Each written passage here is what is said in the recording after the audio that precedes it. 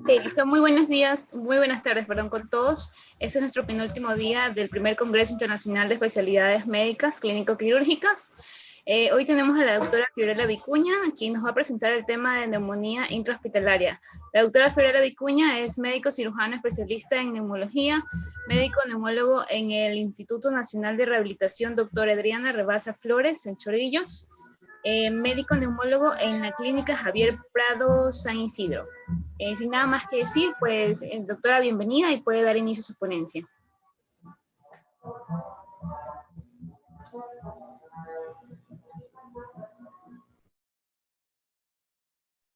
Doctora, ya puede dar inicio a la ponencia. Sí, ya. Muy agradecida, Muchas María. gracias. Ya, muy agradecida, María. Entonces empezamos. Muy buenas tardes con todos ustedes.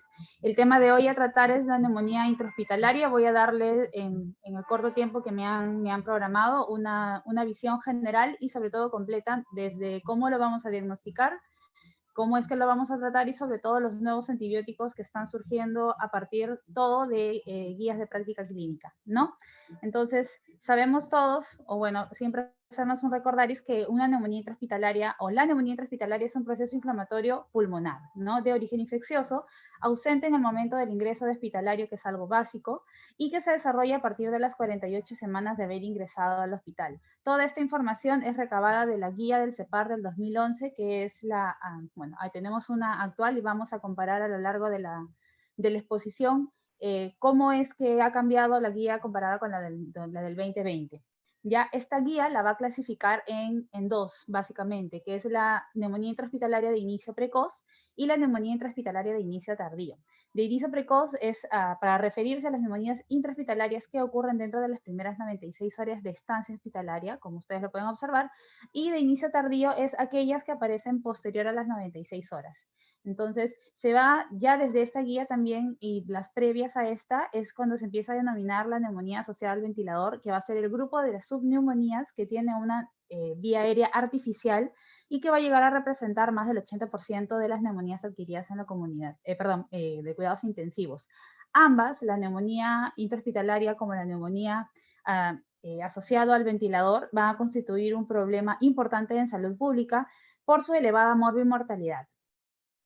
Añadido a esto, tenemos que la guía de CEPAR del 2020, que es la actualizada, sigue repitiendo que es la segunda causa de las infecciones nosocomiales, y esta actualización también sigue recalcando que tiene una alta mortalidad y una alta morbilidad. Pero en esta oportunidad la guía la clasifica en tres grupos. Estos tres grupos es una neumonía intrahospitalaria que no requiere ventilación artificial, la neumonía que sí requiere ventilación artificial y la neumonía adquirida debido al tubo, o sea, a la misma ventilación artificial. Entonces, dentro de la patogenia, como todos sabemos, la patogénesis puede ser multifactorial, pero siempre nos vamos en la mayoría de las enfermedades infecciosas a lo más frecuente. Y lo más frecuente en este caso es aspiración de microorganismos que van a colonizar la orofaringe y el tracto gastrointestinal superior, ¿no? En pacientes, por lo general, enfermos, ¿no? Entonces tenemos, vamos a llama bastante la atención de que esta aspiración también va a ocurrir en el 45% de individuos que son sanos durante el sueño, donde no tiene consecuencias porque la microbiota que tenemos en la orofaringe es de microorganismos comensales. En cambio, en los individuos hospitalizados sí hay organismos patógenos, y adicional, ellos tienen los factores de riesgo como una función inmunodeprimida, una supresión de la deglución y del reflejo tusígeno, el aclaramiento está debilitado del sistema mucociliar y del tracto respiratorio, hay presencia de comorbilidades y en la mayoría de los casos de los pacientes hospitalizados hay un grado de desnutrición asociado.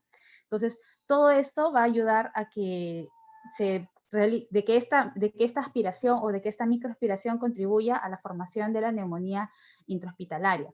Entonces, el origen de esta colonización o por qué el paciente hospitalizado ya tiene agentes patógenos va a ser por dos motivos. Eso puede ser de forma exógena o de forma endógena. De forma exógena va a ser por los procedimientos o las cosas que va a pasar el paciente dentro de la hospitalización, ¿no? Ya sea inhalación de aerosoles infectados, nebulizadores contaminados, tubuladoras de ventiladores, equipos de anestesia, broncoscopios, manos e indumentaria del mismo personal sanitario, del personal médico o del personal de salud que esté atendiendo al paciente, sobre todo cuando no hay una buena higiene. Y de la parte endógena va a provenir de la microbiota bacteriana habitual del paciente, que es del mismo enfermo, que también puede ser de forma primaria o de forma secundaria. La primaria va a ser sustituida por microorganismos hospitalarios, mientras que la secundaria puede estar asociado a patógenos que estén en cavidades, tipo senos paranasales, tracto gastrointestinal o incluso diseminación hematógena. ¿Cuál es el plus que tienen este tipo de pacientes, sobre todo en aquellos que están asociados a un tubo endotraqueal? El tubo endotraqueal tiene la característica de que se va a formar una biocapa. Entonces, el mecanismo patogénico es bastante relevante porque esta formación de biocapa bacteriana, que va a estar compuesta por diversos agregados bacterianos, va a estar dentro del tubo y este tubo va a proteger a los microorganismos de la acción de los antibióticos y directamente también de las defensas del paciente. Entonces, los microorganismos se van a desprender fácilmente de esta biocapa cuando el personal de enfermería o el personal técnico esté aspirando al paciente o esté movilizando este tipo de tubo endotraqueal que tiene el paciente. Entonces movilizas, rompes la biocapa y haces que se disemine todos los microorganismos y vuelve a ingresar al paciente y le va a formar una neumonía intrahospitalaria o en este caso una neumonía asociada a ventilador. Entonces precisamente la patogénesis de la neumonía adquirida por ventilador o por ventilación artificial siempre va a coincidir con todo ese tipo de elementos, ¿no? Tubos endotraqueales, más probabilidad de aspiración, etcétera. Entonces, dentro de los factores de riesgo vamos a guiarnos de la guía CEPAR 2011 y la vamos a comparar con la guía CEPAR 2020. La CEPAR 2011, ellos remarcan que los factores de riesgo están descritos, se han descrito situaciones clínicas que van a facilitar la aspiración silente de secreciones, va a aumentar la cantidad y la patogenicidad de los microorganismos inoculados y disminuyen las defensas locales del tracto respiratorio e incluso la inmunidad sistémica, que suelen ligarse a alteraciones de los mecanismos defensivos del huésped, que en este caso podrían ser intrínsecas, o a manipulaciones diagnóstico-terapéuticas que podrían ser las extrínsecas. Entonces, esta es la guía CEPAR del 2011. En esta guía, que fue, bueno, la característica que tiene esta guía comparada con la de este año es que no va a haber una mención específica de cuál va a ser los factores de riesgo para tener microorganismos MDR o XDR. Simplemente te menciona cuáles son todos los factores de riesgo propios del paciente para que tenga el riesgo propiamente dicho de desarrollar una neumonía intrahospitalaria, ya sean, como ya todos conocemos, las estancias hospitalarias prolongadas, las enfermedades del sistema nervioso central, aquellas que van a bloquear los reflejos deglutorios, tusígenos, etcétera, y te va a ayudar a las microaspiraciones de los patógenos y de toda la microbiota patológica que tiene el paciente en la orofaringe, o ya sea en el tracto gastrointestinal superior, pacientes que estén con nutrición enteral, con coma, aquellos que han sido expuestos a una cirugía mayor, pacientes malnutridos, pacientes que estén con shock, con sepsis, con fracaso multiorgánico, o que tengan dentro de su ambiente familiar, un familiar o un conviviente con patógenos multiresistentes, aquellos pacientes que tienen neutropenia, que tienen algún grado de distrés respiratorio o de una falla respiratoria, cualquier enfermedad o condición propia del paciente de que bajen sus defensas, ya sea unas neoplasias, la característica, las neoplasias hematológicas o tratamientos con quimioterapia, e incluso ya en esta guía del 2011 se mencionaba que el tubo endotraqueal y las sondas nasogástricas, pues de todas maneras era un factor de riesgo, e incluso la profilaxis, que muchos de los médicos ya están dejando de tener la práctica, pero la profilaxis de úlcera, de estrés con bloqueadores de histamina o inhibidores de bomba de protones, la ranitidina, el omeprazol y sus derivados, ¿no? Entonces, justo remarco estos dos últimos, que son esta profilaxis, porque es una práctica que ya se está retirando poco a poco, ¿no?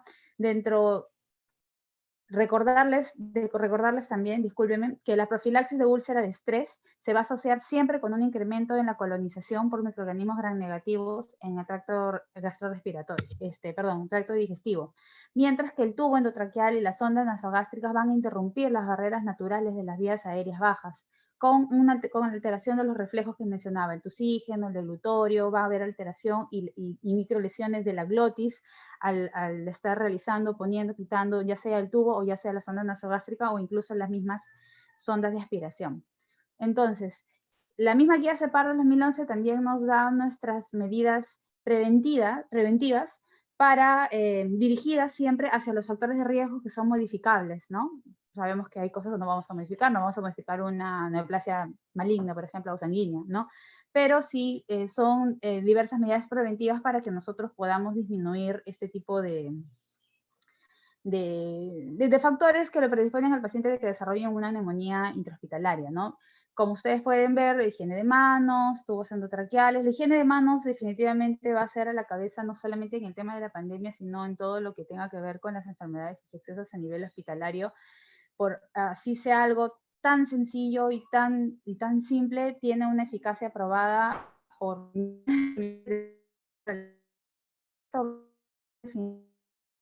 patógenos de un paciente a otro y mantener las manos del personal libre de bacterias que son potencialmente patógenas, no solo protegiendo al mismo personal, sino en la contaminación de paciente a paciente o del medio hospitalario, ¿no? Entonces ayuda a prevenir infecciones cruzadas, colonización de pacientes. Y bueno, recordar siempre, y no está de más, de que cuando tenemos o captamos un paciente que tenga el antecedente de estar colonizado por gérmenes multiresistentes, pues en este tipo de pacientes lo ideal es ya tenerlos aislados, ¿no? Otra medida preventiva también son los tubos endotraqueales cubiertos de plata. Aquí, al menos en Perú, no son muy utilizados. Sin embargo, estos tubos endotraqueales están aprobados ya desde el 2007 por la FDA y en realidad, como les comentaba slides previos, justo la característica que tiene el tubo endotraqueal es que forma un biofilm, forma una biocapa que va a proteger los patógenos no solo de los antibióticos, sino de las mismas defensas del cuerpo del paciente. Entonces, al tener por dentro este tubo endotraqueal plata, pues evita la formación de la biocapa. Entonces, si no se forma biocapa, va a ser más difícil que se colonice, va a ser más difícil que haya algo que esté obstruyendo o deteniendo que las propias defensas del paciente actúen, ¿no? Otra cosa importante es la descontaminación selectiva digestiva. En realidad en el CEPAR 2011 lo recomendaban, pero como que con pinzas, porque en realidad se refiere más al uso tópico de diversos antibióticos, ya sea de instilación local o ya sea concomitante o no con un antibiótico parenteral para supuestamente prevenir. Sin embargo, no está recomendado, ya no estaba recomendado desde esa fecha 2011, ya que de todas maneras siempre te va a exponer al riesgo de incrementar resistencias antibióticas y aparte obviamente el elevado costo este mismo refería, pues, ¿no? Otra cosa bastante importante, bueno, la ventilación mecánica no invasiva definitivamente va a ser mucho mejor que irme a la parte invasiva, que es la parte de la colocación del tubo endotraqueal, cambios de las tubuladuras, evitar los traslados intrahospitalarios innecesarios, ya sea porque ustedes saben de que cada sección o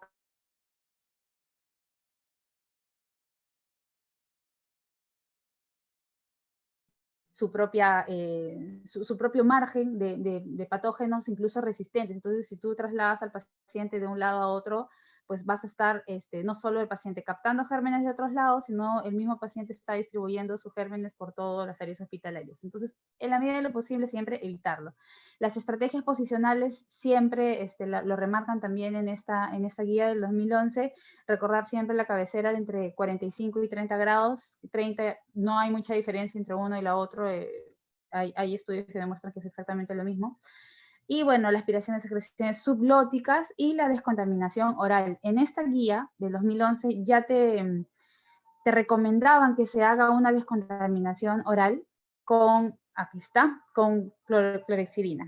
Sin embargo, el JAMA en el 2016 dijo que no. En realidad, se publicó en el 2016 una guía del Journal, se publicó un metaanálisis y un ensayo clínico aleatorizado en el 2002, realizado en un hospital en Tailandia, que fue publicado en Chicago Journal, donde se seleccionaron dos grupos. Un grupo que recibió la clorexidina al 2% con limpieza oral cada 6 veces al día, o sea, cada 4 horas, y el otro grupo solamente limpieza con solución salina. En este entonces, en el 2018, se demostró que esta descontaminación oral con clorexidina al 2% sí era un método eficaz y seguro para prevenir las neumonías asociadas al ventilador en pacientes con ventilación mecánica. Sin embargo, en el 2016, el JAMA también publicó con más de 5.000 pacientes en ventilación mecánica también, donde se evaluó las medidas individuales y medidas colectivas, ¿no? Y justo dentro de las medidas individuales, ellos querían demostrar si es que realmente la clorexidina o la limpieza oral con clorexidina, independientemente si era 4, cada 6 horas, era relevante o no en el desarrollo de los pacientes, pero lastimosamente se concluyó que los lavados orales con clorexidina sí estaban asociados a una mayor mortalidad durante la ventilación mecánica. Entonces, como que echó abajo todo lo que se había demostrado en el 2008. Bueno, ustedes saben que va pasando los años, se van haciendo nuevos estudios y las recomendaciones que se pueden haber dado en una época, pues en la siguiente sale otro estudio que te dice que no, pues y obviamente esta es obligación rectificarse, ¿no? Eso era en cuanto a los factores de riesgo publicados pues, por la guía del CEPAR, que es la guía española en el 2011. Sin embargo, las guías posteriores, que fue la del ITSA del 2016 y la de la LAT del 2017, también hicieron un hincapié en cuanto a los factores de riesgo.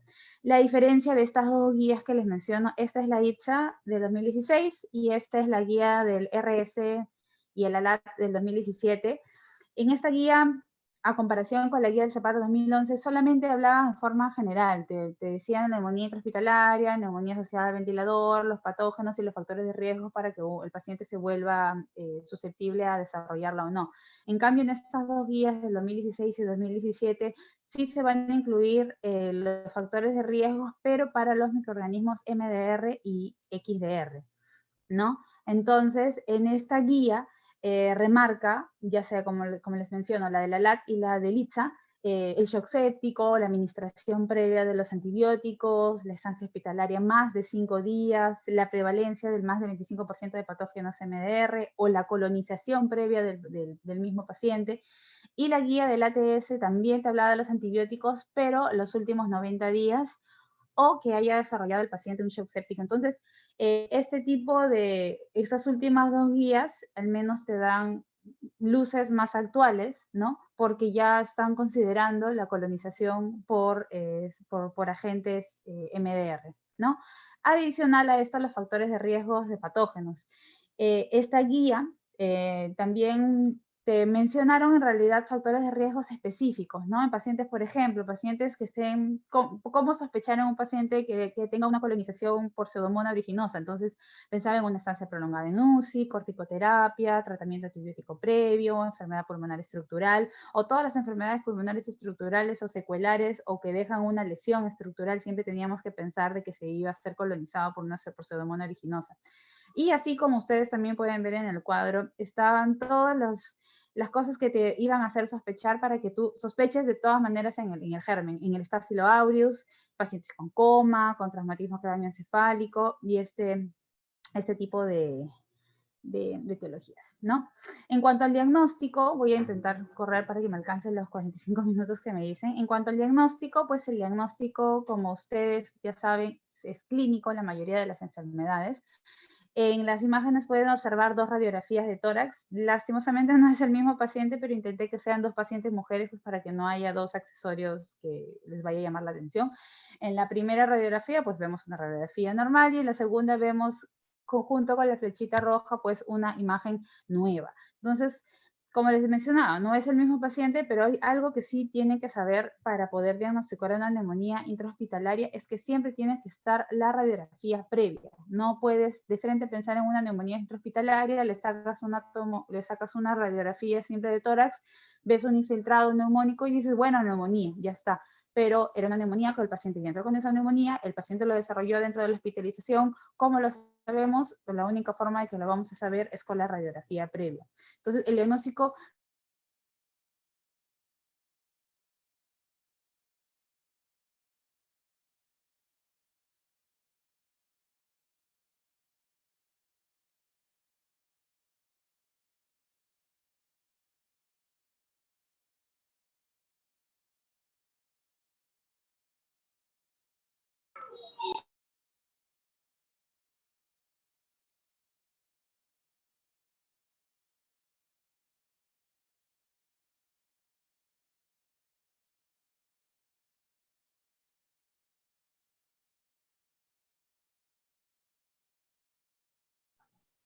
Doctora, ¿Será que me ajá, sí. desconecté? Sí. Sí, exactamente. Puede compartir de nuevo sus diapositivas para que pueda continuar. Sí, ¿me dices dónde me quedé? me puse a hablar como... Ya, a ver. Puedo compartir la diapositiva. A ver, ya, a ver. Ahora sí. Sí, ahora sí, sí me ven y me escuchan y todo bien. Sí, Ya, doctora, entonces, todo bien. ya, excelente. Les estaba comentando entonces, bueno, me quedé grabando en las plaquitas, que la característica era de que siempre teníamos que tener entre 2 o más radiografías de tórax, no podíamos diagnosticar directamente una neumonía intrahospitalaria sin tener una neumonía sana o previa o una imagen pulmonar que no haya tenido una lesión radiológica con las características de una neumonía previa, ¿no? Entonces, siempre íbamos a encontrar la combinación de un infiltrado radiológico de aparición nueva junto con secreciones purulentas, pero esto siempre iba a ser, excepto los pacientes neutropénicos, ellos no iban a hacer iban a hacer secreciones nada más, pero no tan purulentas. Y obviamente se agregan los criterios de fiebre, de hipoxemia, de leucocitosis. Sin embargo, acuérdense de que siempre que voy a mencionar neumonía intrahospitalaria, tengo de todas maneras que mencionar la neumonía asociada a ventilación, porque uno, porque las guías siempre las ponen juntas, y otro, porque van casi siempre de la mano, comparten los mismos patógenos, etc. Entonces, los pacientes, volviendo al tema del diagnóstico, entonces los pacientes en los cuales tienen una ventilación mecánica, la clínica va a ser un poco inespecífica, la clínica va a ser un poco más difícil, por eso es que poco a poco han ido avanzando e intentando determinar si es que hay otros biomarcadores para poder determinar si es o no es. Entonces, obviamente es mucho más fácil confundirse una neumonía asociada a ventilador o una neumonía intrahospitalaria en aquellos pacientes que tienen una ventilación artificial, porque es más fácil de que se confunda. Entonces podemos encontrar entidades como atelectasias, un tromboembolismo pulmonar o una sepsis de otro tipo de orígenes. Entonces, no sé si puedo... Ok. Bueno, entonces, volviendo, perdón. Entonces, el objetivo siempre iba a ser mejorar la sensibilidad y la especificidad de la neumonía, ¿no? Entonces, por eso desarrollaron esta tabla que les estoy mostrando, que es el Clinical Pulmonary Infection Score, o sea, el CEPIS, en la cual siempre se va a valorar la temperatura, el recuento de leucocitos, el aspecto de las secreciones respiratorias, la oxigenación del paciente, la radiografía de tórax, la tinción gran y el cultivo de aspirado traqueal, ¿no? Y sabemos que puntuaciones mayores de 6 se van a asociar siempre con el diagnóstico de una neumonía intrahospitalaria. Entonces, por el tema de la microbiología, la investigación microbiológica siempre va a ser la más importante y siempre la vamos a recalcar en la mayoría de los diagnósticos de enfermedades infecciosas. Entonces, el análisis siempre va a ser cualitativo y, bueno, casi siempre tiene que ser el análisis cualitativo y cuantitativo. Y estas secreciones pueden ser obtenidas ya sea dirigidas de forma broncoscópica o ya sea a ciegas de formas no broncoscópicas o también por aspirados traqueales pacientes pues, con neumonía asociada a ventilador, por ejemplo, a través del tubo traqueal se van a poder obtener las muestras. Entonces, es siempre bueno recordarles, en realidad, que el hallazgo de más del 1% de las células escamosas en lavado bronquialveolar, la muestra que es determinada a través de que es obtenida, perdón, a través de la broncoscopía, iba a representar de todas maneras una fuerte contaminación orofaringea. En cambio, la existencia de menos del 10% de los neutrófilos hace poco probable el diagnóstico de la neumonía. Ahora, en muestras de broncoaspirado, ya sea directos o de aspiraciones traqueales, una muestra de calidad siempre tiene que tener menos del 10% de las células escamosas. ¿Ya? Entonces, hasta allí es los diagnósticos, acuérdense, el diagnóstico es clínico, radiológico y las cosas adicionales que tienen. Y ahí es donde se apoyan del CEPIS. Entonces, viene con la clínica, el paciente está con fiebre, tos, empieza a tener expectoración purulenta, ves que se ha elevado la temperatura, le pides un hemograma, ves leucocitosis, le pides gases arteriales, ves que ya su oxigenación está disminuyendo, y pum, ya obviamente tu microbiología va a ser tu cereza del pastel. Obviamente la microbiología demora entre 1 y 5 días dependiendo de lo que le pides, sobre todo el GRAM y el cultivo. El GRAM te va a salir el mismo día, pero el cultivo probablemente entre 5 días adicionales. Sin embargo, es importante saber este tipo de score para tener una sospecha clínica e iniciar el tratamiento antibiótico empírico antes de que vaya aumentando, porque aumentas la mortalidad del paciente. ¿Ya? Entonces, por eso se crearon, como mencionaba hace un momento, los biomarcadores, para que para que te apoye en realidad en el diagnóstico. Entonces, como el diagnóstico de la neumonía intrahospitalaria a veces es un desafío clínico, siempre siempre estaba pendiente el interés de identificar qué otra cosa adicional me puede ayudar o me puede apoyar. Entonces, para eso salieron los marcadores sistémicos, que por lo general son en líquido broncoalveolar y van a ayudar o van a apoyar el diagnóstico, y lo más importante es para un inicio oportuno del tratamiento, o también nos podía ayudar para el retiro del antibiótico o la prolongación de la decisión de los días del antibiótico, ¿no? Aquí también voy a mencionar las guías, las de CEPAR de 2011, la del 16 y la del 17. Por ejemplo, la guía de CEPAR del 2011, ellos recomendaban de que sí se debe dosar PCR, bueno, procalcitonina, proteína C reactiva, y sí te podías apoyar del score de CEPIS. Todo era enfocado siempre en tener un diagnóstico y un tratamiento adecuado para llegar para que se mejore, para que se resuelva la neumonía intrahospitalaria. En cambio, la guía de ITSA del 2016, ellos no indican el uso de biomarcadores para el diagnóstico de la neumonía intrahospitalaria. Sin embargo, al igual que la siguiente guía, se podía utilizar para suspender o prolongar el tratamiento en determinadas circunstancias, ¿no? La guía del 2016 y la guía del 2017.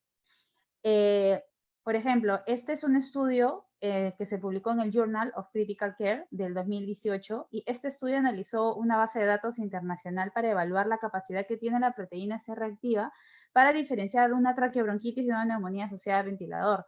La guía del 2011 también te menciona la traqueobronquitis como parte de la neumonía asociada al ventilador, cuando en realidad pues no lo es. La guía del 2020 lo remarca como una infección que puede ser asociada a, pero no es una neumonía asociada al ventilador, porque no hay una afectación directa del pulmón, es solamente tráquea y nada más. Entonces, ¿por qué? Porque tú encontrabas imágenes limpias del paciente, pero tenía un cultivo positivo, tenía la microbiología positiva, tenía probablemente la leucocitosis, tenía también la fiebre, entonces tenía todo menos lo principal. ¿Y qué les mencionaba que era lo principal? Lo principal es la radiografía de tórax con imágenes nuevas para yo decir que es una neumonía. Entonces, siempre tu traqueobronquitis asociada al ventilador estaba en el limbo de es o no es. Entonces, en este estudio se demostró que al menos este biomarcador, que es la proteína C reactiva, no podía discriminar ambas patologías. O sea, la neumonía asociada al ventilador y la traqueobronquitis asociada al ventilador. Acuérdense que la traqueobronquitis igual le tienes que dar tratamiento de acuerdo a la afectación que tiene y siempre enfocado a la microbiología que tiene.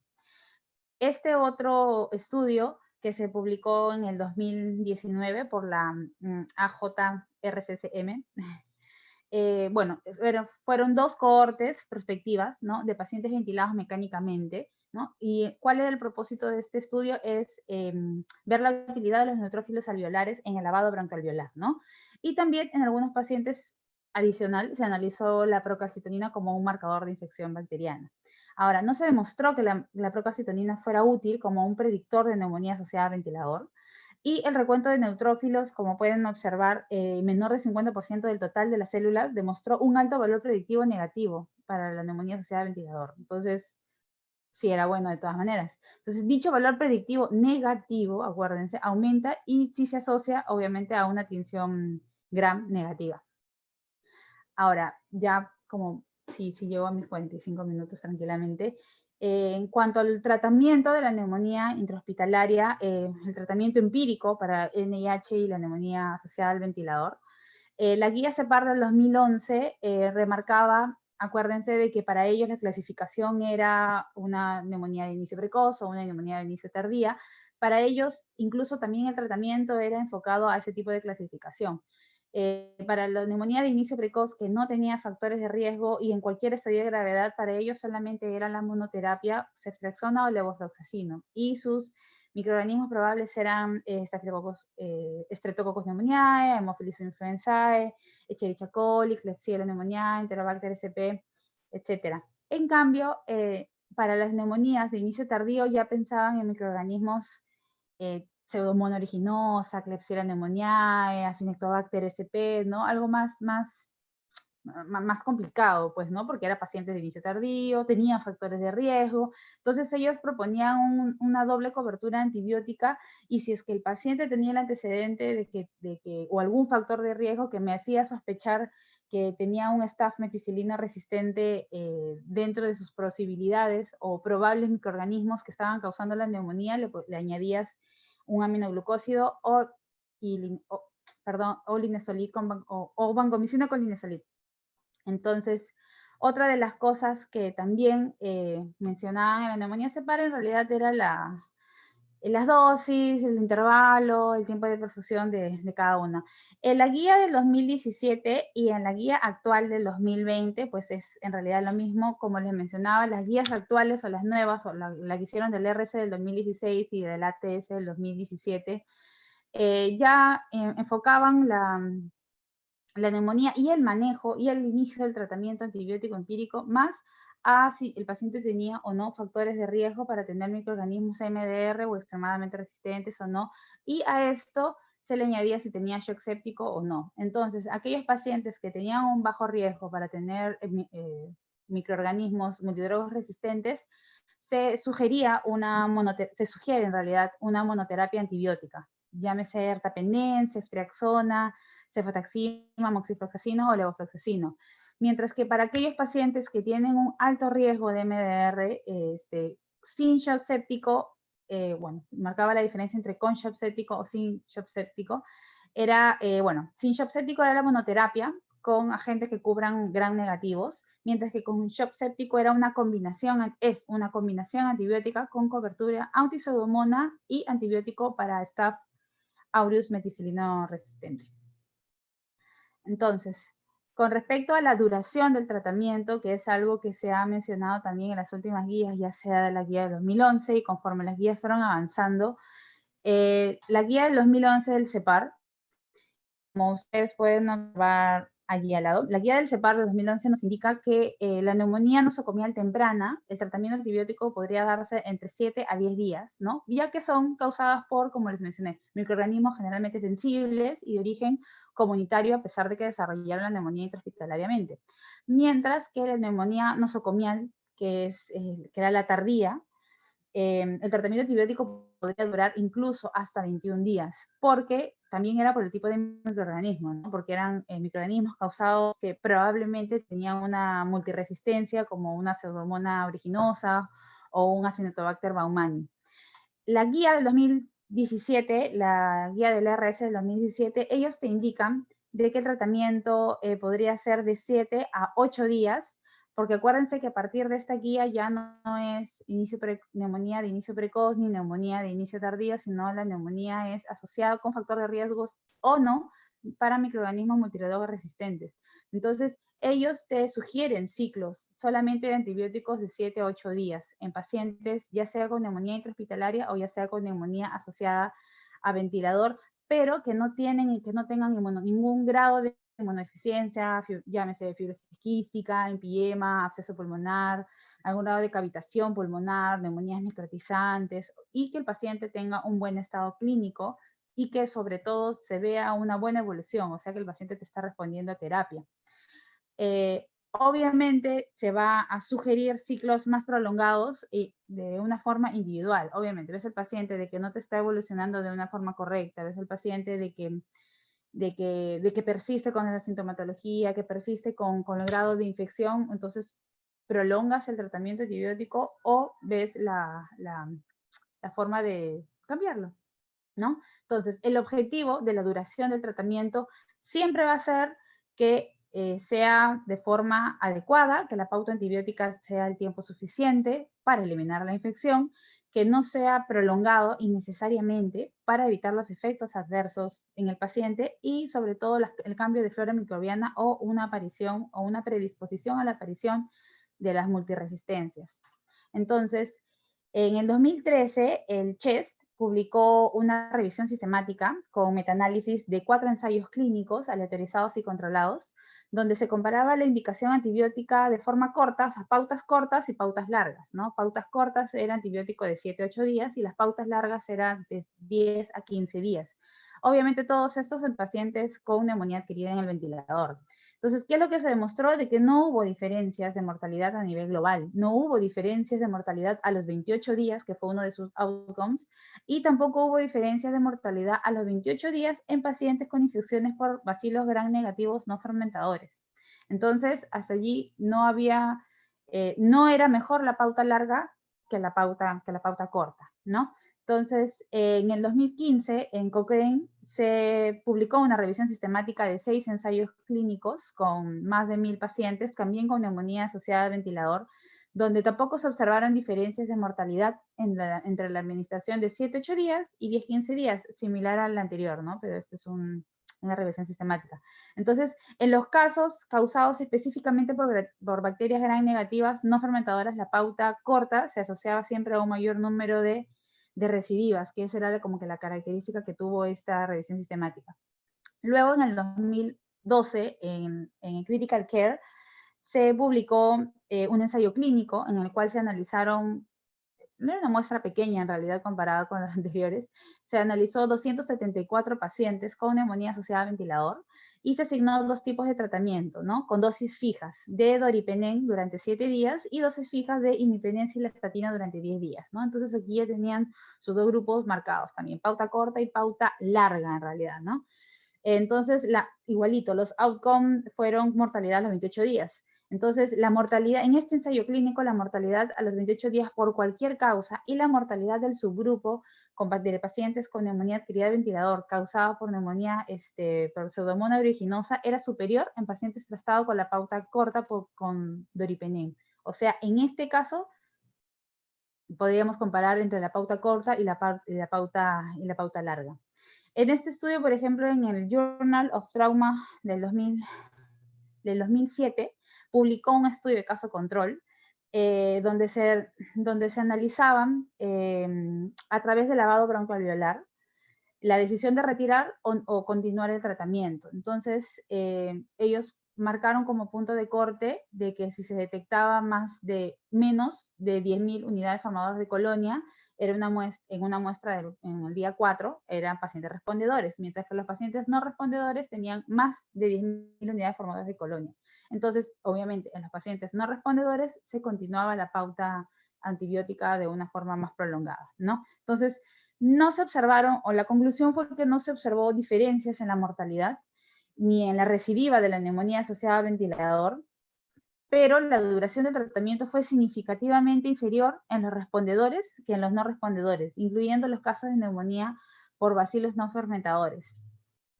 Entonces, los pacientes con una neumonía asociada al ventilador, con una buena respuesta clínica, podían recibir tranquilamente su pauta antibiótica de 7-8 días. Entonces, si uno quería comparar si 7-8 días frente a 14 días se asociaba o no se asociaba a mayor recaídas, pues se demostró que no se asocia a mayor recaídas ni a una mayor tasa de mortalidad, ¿no? Incluso contribuye a una menor presión antibiótica para la aparición de patógenos MDR, o sea, mejor que utilices menos días, así no predispones al paciente de que haga patógenos MDR.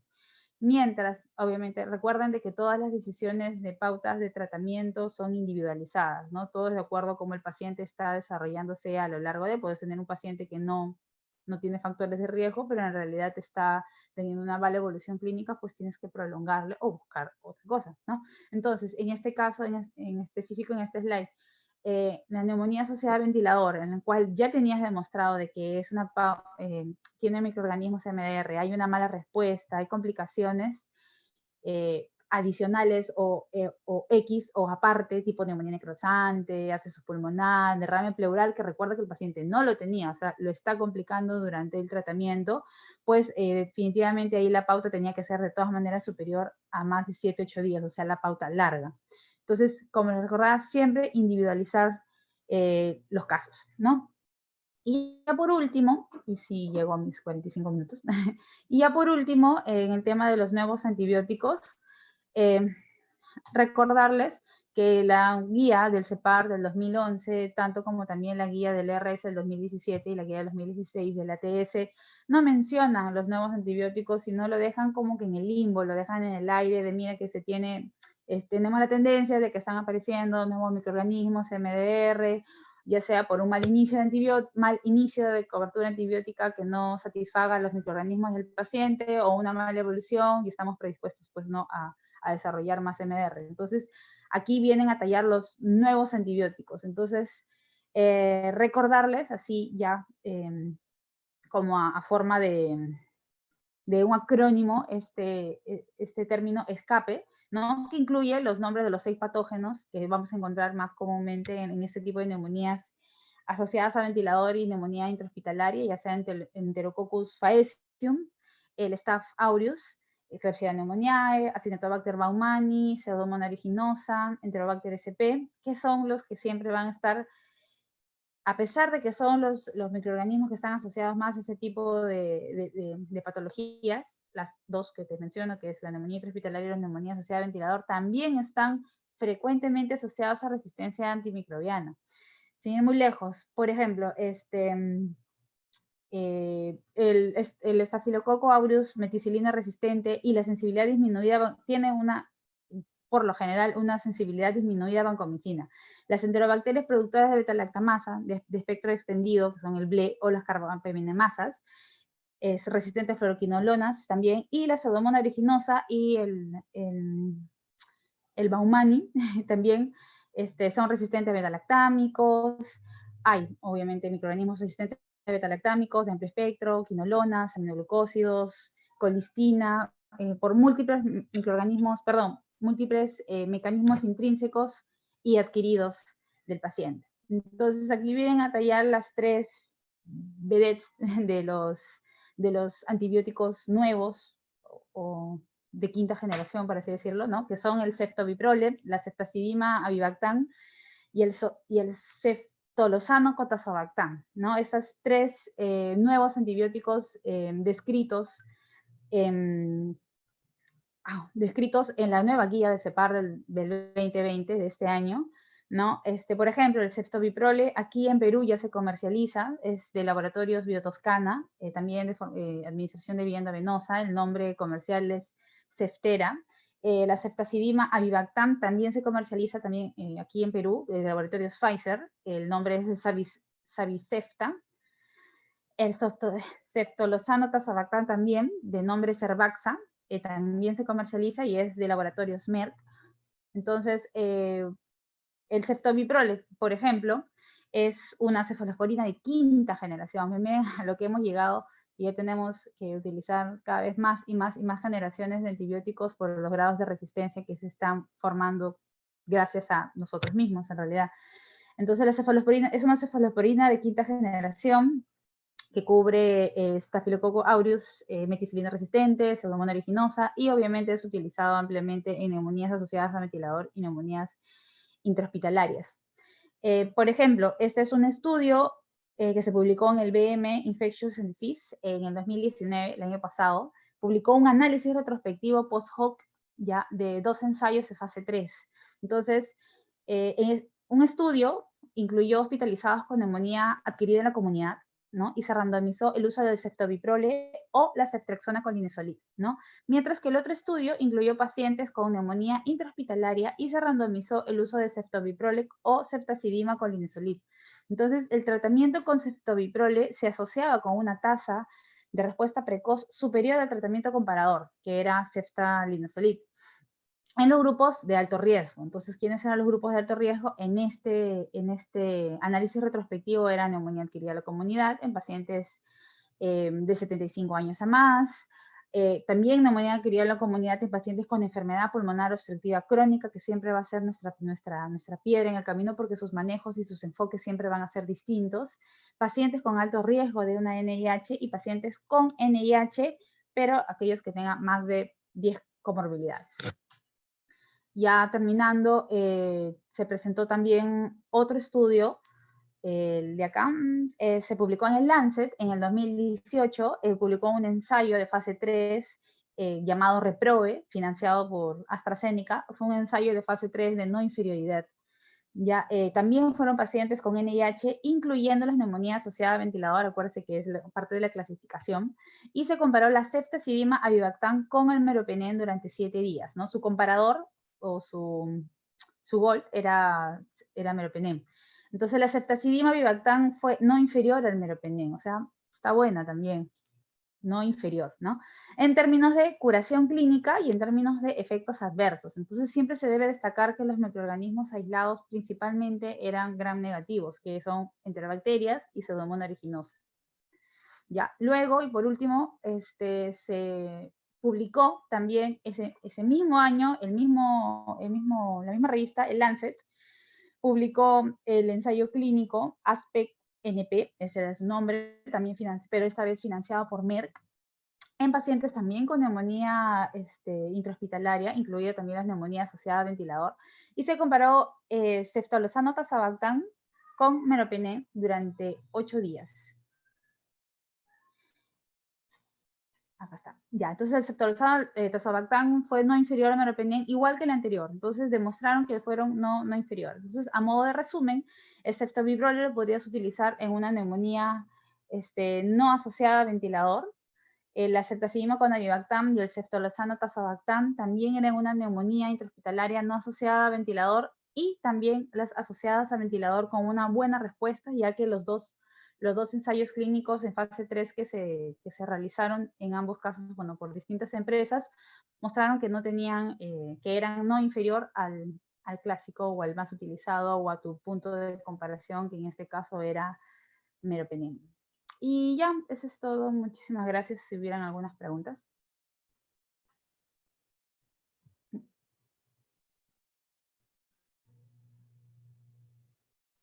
Listo, doctora, muchísimas gracias a usted. A los participantes, si tienen alguna duda, la pueden dejar por el chat de Zoom.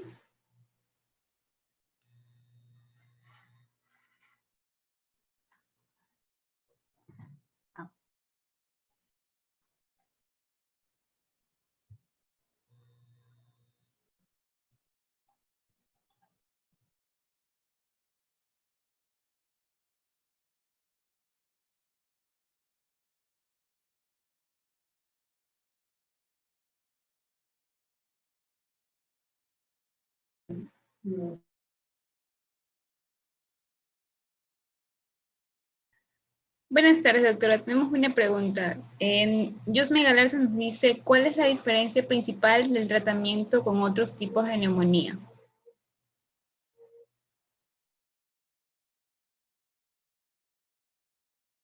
Creo que sin querer lo silencié. Bueno, definitivamente la diferencia va a ser el agente causal, ¿no? Si yo tengo otro tipo de...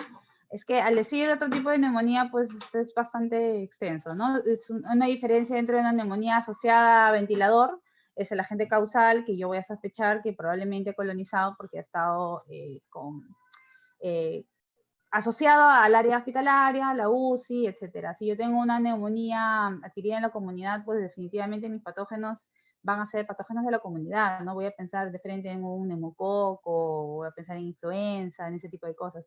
Si yo tengo una neumonía aspirativa, por ejemplo, ya sabemos que de todas maneras voy a ir asociado a gérmenes del tracto gastrointestinal, y aparte acuérdate que las neumonías aspirativas hacen una neumonitis química por el ácido gástrico. Entonces, las neumonías, todas en general, ya sea el origen o ya sea la forma, cómo es que empezó o cómo es que se produjo, todos los tratamientos empíricos siempre van a ser directamente contra el microorganismo en el que tú estás sospechando, y eso lo va a dar mi entorno. Entonces, definitivamente las neumonías intrahospitalarias siempre voy a pensar gérmenes hospitalarios, mientras que las otras neumonías voy a pensar gérmenes de la comunidad. Sin embargo, también tenemos, por ejemplo, una neumonía adquirida en la comunidad, pero un paciente que tenga un pulmón con EPOC o un pulmón con una secuela de tuberculosis, por ejemplo, pacientes que tengan bronquiectasis. En este tipo de pacientes, pues probablemente su neumonía lo pueda causar un neumococo, pero yo no voy a ir a cubrirle su neumococo. Entonces, como yo tengo un daño estructural en el pulmón, pues ahí tengo que sospechar, bueno, ya, daños estructurales en los pulmones, tengo que pensar en pseudomonas, que son las características lo característico es que hay colonizaciones crónicas por pseudomonas, de frente le doy tratamiento para la pseudomonas. Todas las neumonías, en realidad, tienes que ver el contexto del paciente, te repito, el contexto del paciente, dónde lo hizo, dónde lo obtuvo, y cuál es el basal del paciente. Su pulmón está sano, no está sano, es un paciente que está en un centro de viejitos, es un paciente que tiene antecedente de una secuela pulmonar, un paciente que tiene POC, etc. Muchas gracias, doctora. También tenemos otra pregunta. Gilson Cotayat nos menciona, ¿cuál sería el tratamiento para el asma traqueobronquial? Bueno, en realidad el asma traqueobronquial ahí no tiene nada que ver con la neumonía. El asma es una enfermedad obstructiva y es de vías aéreas grandes, tipo bronquios, tráquea, llega hasta bronquios terminales y ya está. No es una neumonía. La neumonía, recordar por su fisiopatología que las neumonías son alteraciones del alveolo. O sea, hay algo que está ocupando tu alveolo, algo infeccioso, por ejemplo, está ocupando tu alveolo. Entonces, el asma traqueobronquial, para empezar, no existe. El asma es una enfermedad obstructiva de los bronquios grandes del pulmón. No tiene absolutamente nada que ver. El tratamiento para el asma bronquial pues, son los broncodilatadores. Y dependiendo, pues ¿no? En un asma ya sea estable, solamente vas a tratar con beta adrenérgicos de acción corta. Si vas a tratar una crisis, pues se le vas a añadir corticoides, ya sea corticoides endovenosos, sistémicos, por el tiempo, pues como lo tratas una crisis, ¿no? Que es los inhaladores aproximadamente entre 9 y 15 días, y los corticoides, ya sea de vía parenteral, en 5 días aproximadamente. Pero luego sigue el tratamiento propio del asma con medicamentos que ya van a durar más. Pues entonces ya no voy a pensar en darle un beta-adrenérgico de acción corta, voy a darle un beta-adrenérgico de acción larga, añadido o no, y dependiendo de qué cantidad de síntomas tenga el paciente, si le añado o no corticoides inhalados, ya que el tratamiento crónico no es con corticoides de forma parenteral. Entonces yo creo que ahí se confundió un poquitín, no tiene nada que ver con la neumonía. Ahora, lo que sí puede tener el paciente es una neumonía intrahospitalaria o una neumonía asociada al ventilador y el paciente ya de fondo tenía asma, entonces obviamente tienes que tratar las dos cosas. Entonces tratas tu infección de la neumonía que obtuvo el paciente durante su hospitalización y tratas tu asma, ¿no? Recuerda de siempre a la cabeza, los beta-adrenérgicos de acción corta son los principales, corticoides. Ya sea la decisión de que sea un corticoide parenteral o un corticoide inhalado, es de acuerdo a cómo se encuentra el paciente. Y obviamente tienes que tratar al mismo tiempo su neumonía, porque acuérdate que todos los asmas o todas las crisis asmáticas siempre tienen un gatillante, algo que desencadena tu crisis asmática. Entonces, en este caso o en este tipo de paciente, por así entender tu pregunta, probablemente es un paciente que estuvo con una neumonía y que durante la hospitalización también hace su crisis asmática. Entonces, si tú no solucionas uno, empeora el otro. Entonces, tú tienes que curarle su neumonía, que es lo que está reactivando su crisis asmática para que su asma se controle. Y ya.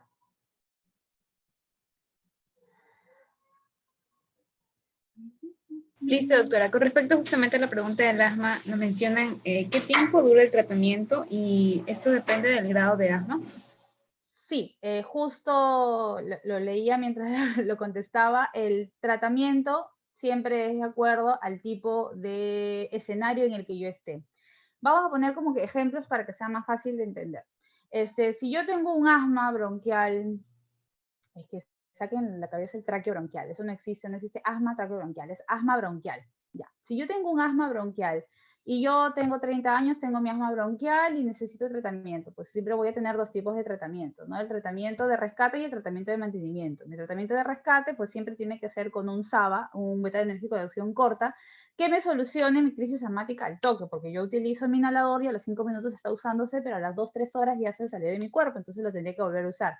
Entonces, mis tratamientos de crisis siempre van a tener un periodo desde que salgo hoy de mi crisis, 1 hora, 2 horas, lo que se demore, mi corticoide parenteral y mi tratamiento post-crisis, que puede durar entre 9 y 15 días, adicional a mis corticoides también de forma parenteral, que puede ser máximo 5 días, no se pone más. Ya, eso es en un escenario de yo tranquila, no tengo nada. Yo hospitalizada y asociada a esto una infección respiratoria, sea alta o sea baja, en este caso de la exposición, una neumonía que me dio en la hospitalización, obviamente voy a desencadenar todo mi asma y obviamente me va a dar una crisis asmática. Entonces allí no me sirve solo tratar mi asma, también tengo que tratar lo que se está desencadenando en mi crisis asmática, que es mi infección. Ahí es mis antibióticos necesarios, todo, nada más, los antibióticos y continúo con el tratamiento del asma. Ahora, depende del grado de asma, pues sí, no va a ser igual, pues las crisis asmáticas es crisis asmática siempre. A lo que te refieres probablemente con el grado de asma es si es un paciente de que tiene síntomas muy continuos o si los tiene todo, si es asma controlada, asma no controlada. Eso es algo que se ve fuera de la hospitalización. Entonces ten a la cabeza, manejas tu asma y manejas tu infección que está desencadenando tu asma. Y en este caso sería la neumonía. Y ya. Listo, doctora. Entonces creo que quedó todo claro y ya no tenemos más preguntas. Entonces, eso sería todo por el día de hoy. Muchísimas gracias a los participantes y muchísimas gracias a usted, doctora. Ya. Gracias. Gracias. Gracias a todos.